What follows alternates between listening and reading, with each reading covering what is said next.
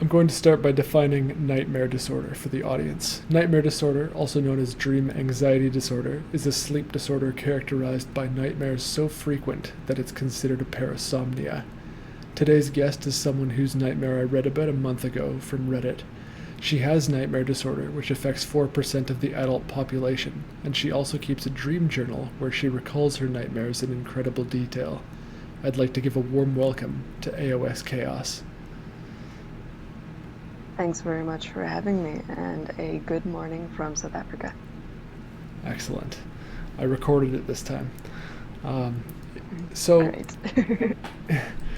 if you had to make a guess, how many nightmares would you say you have per week, month, year in total? We actually tried to work out an estimate just the other week. During my time of having nightmare disorder, the total racked up to about 14,350. The That's amount changes with the different phases of your life. I had two a night between ages 3 to 5, three a night from ages 6 to 12. It went back down to one a night between 12 and 18. And then it spiked back up to two a night until I was 21. Then interesting. it started to dissipate as I grew older. Currently, I only have between 3 to 5 a week on average, but with age, they become fewer, less memorable, and less vivid. I should Interesting. note that I am turning 27 this year, so it's just been 24 years of this. Wow. Uh, yeah, I'm 27 myself, but not that that's important. Can you, because you were mentioning that you know, at different phases in your life, you'll experience different amounts. Can you sort of pinpoint, oh, that phase of my life was worse than this current one, and so that's why I had more nightmares, or is it completely, does it seem to be random? It does seem to be connected to, the different growth phases. Um, I would say the teenage years were the worst, even though they were less than when I was a child, because I was exposed to media that was a lot more violent. I was struggling with a lot more mature concepts. Interesting. So Um, my dreams would incorporate those. and sorry, again, what age did you say you were when it first began? I was 3. 3. And I know we've talked about this previously, but for the audience, can you remember a trigger for the disorder from age 3? I know that's a long way back to recall. Yes, I think since I was so young when I got it, I have very little memory of what happened beforehand or if I ever had dreamless sleep. In general, common triggers for nightmare disorder include PTSD and extremely negative feelings such as fear, anger, anxiety, or sadness. Any one of those or a combination could have possibly triggered it in my case.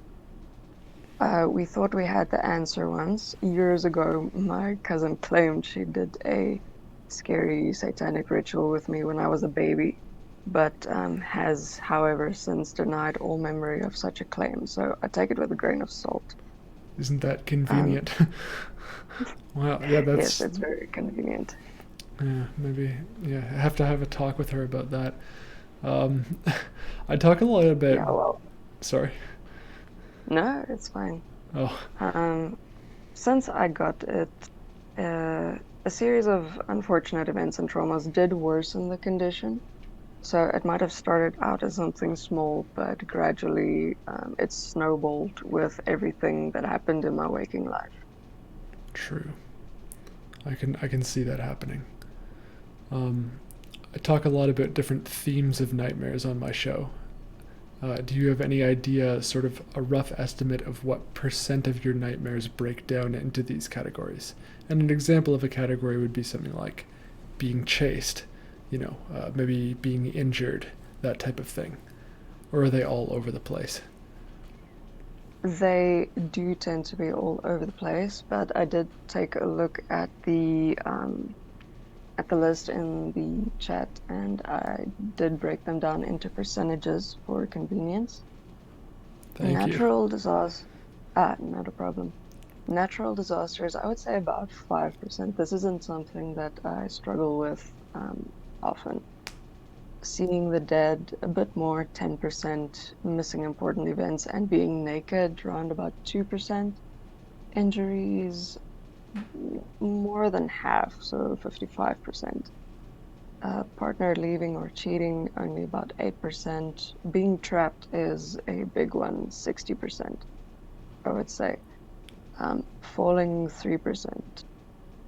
Being chased or attacked, about 95% of my dreams have a threatening aspect to it. Drowning, 15%. Dark figures, about 5%. Spiders, not much, less than 1%. Dreams of war, about 22. Silent screams, 18%. Paralysis, 2%. Death, 99%. I would say there's not many dreams I have that don't feature a death of some kind. Blood, Wow. 80%. Being the aggressor, 30%. I only started being the aggressor later in life, I would say from about age 24. And Wow. then getting attacked, 40%, and imposter, 30%, and suicide, about 20%. Wow. So I kind of want to just before we move on to the next topic, I wanted to like pick those apart a little bit. So some of the ones that are Sure. most prominent are death, as you mentioned, Mm, injuries. Let's start with death though. So you said suicide is 20%, but of course a suicide nightmare doesn't have to be you. But my question was going to be for the death nightmares, can you sure. pinpoint who it usually is, or is that just random as well? Um, Usually, especially when I was a young child to a tween, I would be the one who died. In my teenage years, it was more a loved one or a person I considered close to me that would die. Hmm. Interesting. And I'm going to ask the same question for injuries then. So, like, is there an injury that you commonly have? Injuries are all over the place. They would encompass over a vast field, like getting burned, um, getting skinned, getting eaten, getting stabbed, getting shot, drowning, or falling, well, just falling in the dream as you run away, or, escape injuries. Interesting. Escape injuries. And then I guess that then ties into the being trapped. Can you Yeah. describe, like, how are you usually trapped? Because there's a lot of ways you can be trapped in nightmares. Usually it would involve chains. So I would either be in an abandoned warehouse chained to the wall, or I've had some bizarre prisons in my dreams. I've been trapped inside a dome on top of a trampoline, which was weird. Wow. Um, Is that yeah, probably, it's very creative actually. yeah. One of my favorite nightmares that I read from Reddit, it wasn't one of yours, but it was a guy who was trapped in like the past. He was transported back to his like grade school days, and he was trapped there, and I thought that was really interesting. But would you say probably your most unique one was the dome on top of the trampoline? Mm, being trapped. No, I actually had a dream of being trapped inside of a glass case and it's slowly filling with water, and I ended up drowning in it. Oh my god. That's sort of like one of those magician shows, isn't it? Like an escape artist type thing. Definitely. And I had a panel of judges. I was actually going through a trial. Oh wow. Is that Yeah. from something? And no, I don't think so. No. I feel like I've almost seen that in a movie. It should be a scene in a movie. It sounds so good.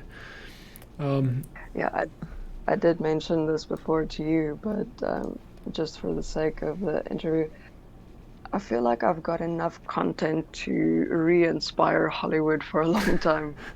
Yeah, with 14,000 or however many it was, I would imagine so. Um, so Yeah, some, I sorry, no, it's fine.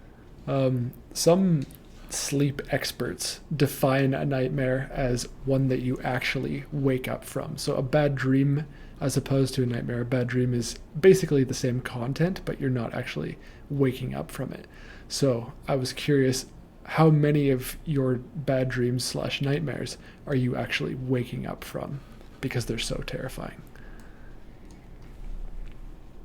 Currently, I wouldn't say many. I'd actually categorize the most of my dreams, or not most of them, about 40 to 60%, I would say, would then be categorized as nightmares if I have to wake up from them from being so terrified.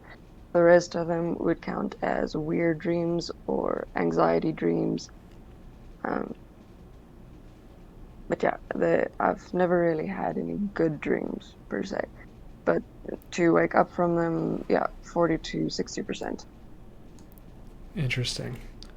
And that was one of the questions that I was going to ask about if you'd had any good dreams. But for these dreams, even if they're not good or if they're weird, do you ever enjoy them? I'm actually often very entertained by them afterwards, sometimes years afterwards, and I'm fascinated by them, how they formulated. An example would be that dome prison trampoline. Mm-hmm. I actually dreamt that I was being married off to someone against my will for political alliance at the very young prime age of 10. Wow. And I spent every single moment trying to escape this person who, in hindsight, actually just ignored me, save for locking me in the dome built on top of the trampoline. And the name of this person was Matt Damon. Oh wow. Wait. So And I didn't. this is Hmm? sort of sorry. This is an addendum to the trampoline dome. It was Matt Damon who you were being married to for a political alliance. Yes. Oh So wow. it's very That it's is very quite a obscure. dream. Yeah. And I didn't even know who he was or how he looked like, but I probably just heard the name in passing in my waking life, and my subconscious was like, Psh, yes, betroth him. Interesting. Yeah, that is. I can definitely see how that becomes entertaining after the fact. But at the time, that wasn't amusing to you, was it? No child, I think, wants to be forced to marry against their will. Fair enough. Right. Makes sense. Um, and right. And then you mentioned that different periods in your life you'll have different, amounts of nightmares, and the content might be slightly different. But do you find that as you've gotten older, you handle them better, or are they just as terrifying? They definitely impact me different than they did when I was growing up. Um, And like I said, I got more exposed to vicious and mature concepts as I was growing up, so they did worsen at some stage. Mm-hmm. And I was trapped in this vicious cycle of exhaustion and emotional turmoil in the mornings. Sometimes by the end of the day, my brother had to carry me into the house because I functioned on 3 to 5 hours sleep a night, and they weren't peaceful. And I can remember the ones that occur presently, and the exhaustion factor remains, but it's the intensity and the fear and the turmoil has dissipated as well. And I'm handling them better thanks to a lot of therapy. Excellent. Well, that's a good jump off point for one of the questions was whether you'd tried to get therapy for it or tried hypnosis. Apparently is pretty effective for nightmare disorder. Hypnosis, unfortunately for me, didn't do jack squat.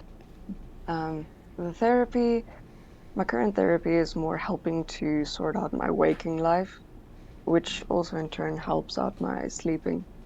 Of course. Previous attempts from previous attempts from therapy to help the nightmares, it did worsen them, just due to the methods that they used. But I think you also mentioned lucidity training at some point. Yeah. Ha- Unfortunately, lucidity training never worked for me, but therapy, yes. I do have a theory as to why lucidity doesn't work for me. This is unconfirmed and not based on any research. I'll have to ask a professional what they think. But I think this is due to the nature of nightmare disorder, which makes the nightmares occur in non-REM or non-rapid eye movement sleep instead of REM sleep, which is where most people have their dreams. I'm not in a deep sleep when I dream. It's a very, very light sleep. oh, it's actually not during REM sleep. Yeah, Interesting. Okay, I did not know that. Um, yeah, that makes sense though. Why you wouldn't be able to be lucid. So you've never been lucid in a nightmare. the most lucid I have gotten in my nightmares is just before the point of death or close to the end of the dream. So the most control I would have in the dream is to die on purpose to wake up. This Interesting. this didn't always work though. When I was younger, if I would die on purpose in a dream, it was sort of a Russian roulette because sometimes it would reboot the dream and get me stuck in this time loop that has a different ending each time. Oh my god, that's not fun. And that feeds into something I was going to ask, which was, uh, how often do your nightmares recur? Because it does sound like you have quite a plethora of variety. So, how often do these occur, if ever? I don't really have specific recurring dreams. I did have one that repeated once a year in May between ages 6 and 8, and then never again. I never had a recurring dream after that. Interesting. Do you remember what it was? Yes, I did. Would you like me to tell it in detail or just more of a summary? If you have time, tell it in detail. Sure thing. So it was a dark figure dream. I was able to fly around my school fields during break time. The wind was cold, but I liked the combination of sun and winter wind on my face. I would run for a few steps and dive into the air as if I was swimming, and I could just soar higher and higher depending on how much I was making the movements of swimming. I heard a scream and I immediately fell to the ground. I saw a shadow on the hockey field slowly step towards some kids. There was one that lay on the ground behind him, already dead. Based on the outline of the shadow, he had an old school detective getup on, like long trench coat with an upturned collar, some mud boots, and a fedora hat. The only detail I could really make out was his eyes. They were glowing red and they were kind of staticky. He pulled out a whip, which was a bull style with a long, thin strand. He slowly went around and started striking children with it. They dropped like flies on the spot, and even though they all ran away, he never seemed to be far behind despite his slow pace. My ability to fly was completely gone, and I could barely walk. The closer he got to where I was, the less control I had over my body. I grabbed onto a rail and tried to help myself up, but I felt lightheaded and dizzy, so I just ended up crawling. The crack of the whips were ringing all around me, and it was like I had turned into stone, unable to move. It felt like a heavy static weighing down on me and pinning me to the ground. Um, I saw the two boots in front of me and a big whoosh, and after that, I woke up. Wow. Can you think of, because you said this happened between ages 6 to 8, and as you mentioned, it's a dark figure, and it Mm. seems to be, one-shotting children, as it were. Can you think of something that was in your real world environment at ages 6 to 8 that could have represented? It was, personally, I think it was just the anxiety of going to school, between grades 1 and 3, being surrounded by children that I don't really know. I was a shy kid, so I didn't really know how to reach out to them. And I think that anxiety, just being in that environment, sort of triggered it. And the adults there were also really passive when it came to bullying. So that might have been something that could have triggered such a nightmare. Interesting. Um, in schools in South Africa, are the teachers still allowed to hit kids, or is that not a thing? And no, not unless you go to a really isolated town with very few people. Interesting. Okay. Yeah, because they got rid of that here. I'm in Canada, by the way. They got rid of that here, like, I think 50 years ago or so. But I've heard stories of it. But that kind of, because the whip kind of reminded me of that, possibly. Anyway, so another thing I Right. was going to ask is what are, if you, can recall, your top three scariest nightmares, or even just your scariest nightmare? Like what is the one that stands out where it's like, wow, you know? That's actually a tough one. I had quite a few of them that had a big shock factor.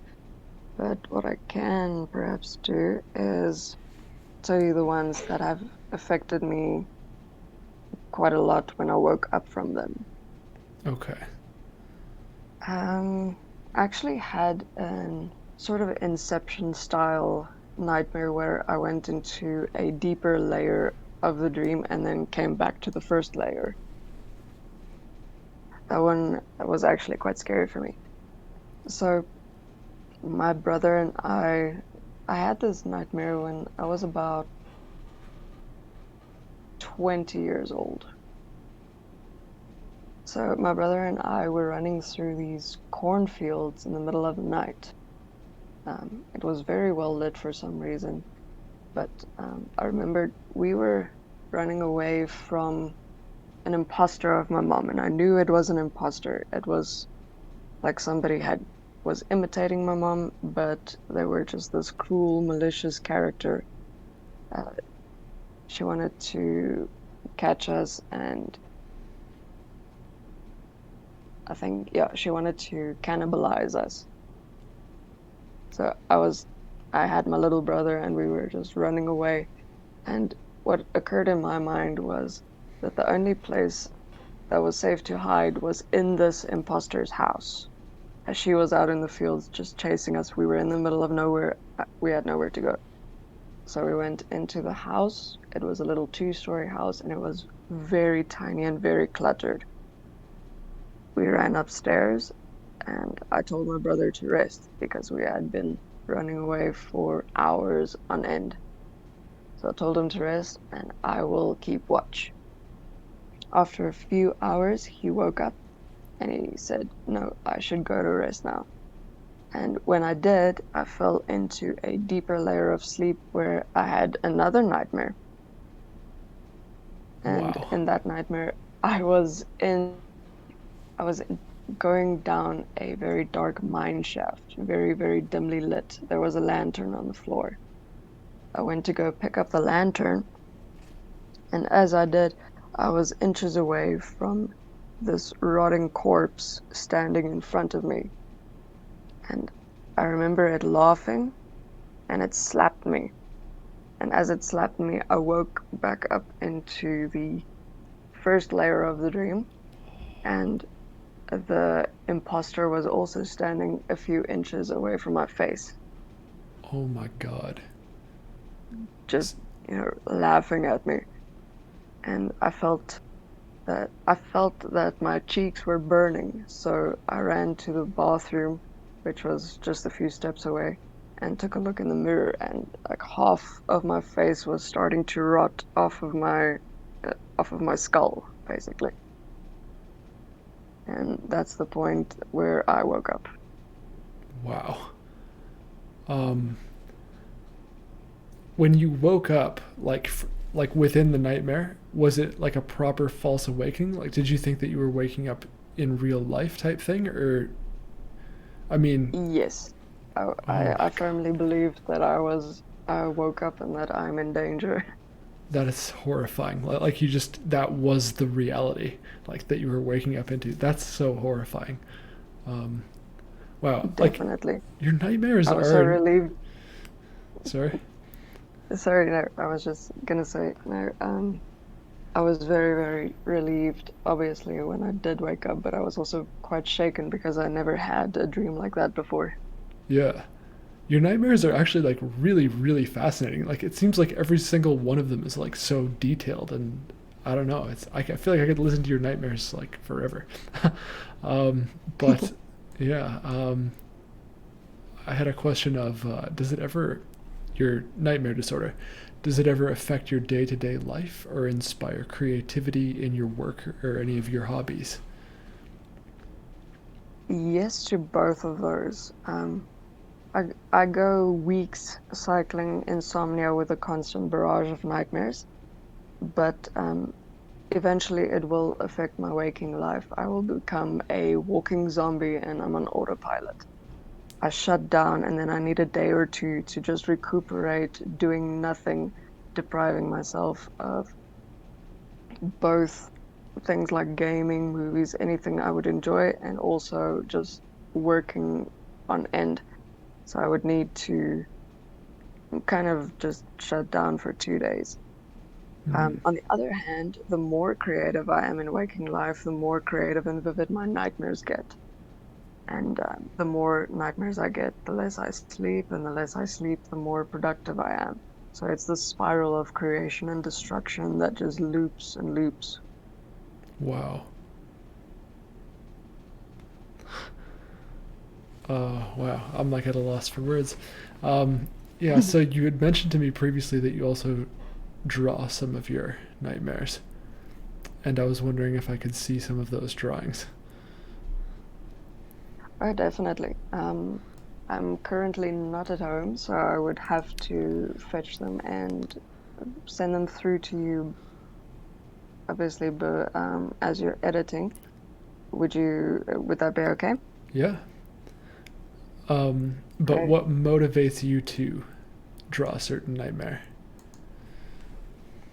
This one to me is it's a both a sentimental and rational reason. The rational reason would be that it's an outlet to just get it out of my system. It's like if I draw them, then they're done. They don't affect me anymore. I see. But the sentimental reason is that I've always felt like I've lived thousands of lives throughout my dreams, Hmm. as if I'm this character experiencing alternate realities. It's a bit silly as the lives are horrible, short, and worth much less than my waking life, but drawing them gives them a tangible proof of existence. And to me, that means that they were a story worth telling. Wow. And could you think of one that you're going to send me and maybe describe what it is and what dream it's from? Or would you Sure. have to look through them? No, I can think of a few from the top of my head. One would be where I was kidnapped, forced to see the rape of thousands of girls, and forced to not show any emotion, or they would be murdered as well. And I eventually escaped from that situation by cannibalizing one of the guards. I also had an interesting one when I was turning into a teenager, where it was actually more of an occultic, satanic theme of a dream where I was in an offering room and I had to fight this woman with a horse head with with a scythe. Wow. And I will. what in the drawings, like what parts are you actually showing of the dream? I like to show a bit of the calm before the storm, sort of the run up to the story, because then I can recall most of the story. So the drawing would maybe be, you know, for example, of the first one, it would be you with your eyes peeled open rather than you cannibalizing the guard. Yes, Okay. it would rather be just me being chained to the wall because in that dream I was, Right. and not really knowing what's going on, but I would draw the surroundings, the warehouse itself, the how many guards there were, and maybe the first woman on the ground who hasn't gone through anything as traumatic as rape yet. Hmm. Well, those are all the questions that I had. I'm looking forward to seeing those drawings. And thanks again for coming on and talking to me. I feel like the worst part of this interview was me, honestly. Like I could listen to you ramble on forever. And I don't have much of an audience yet, but if you have something to give a shout out to or a little plug, feel free to do that. Well, let's give a shout out to everybody out there living with parasomnia. Good night and good luck.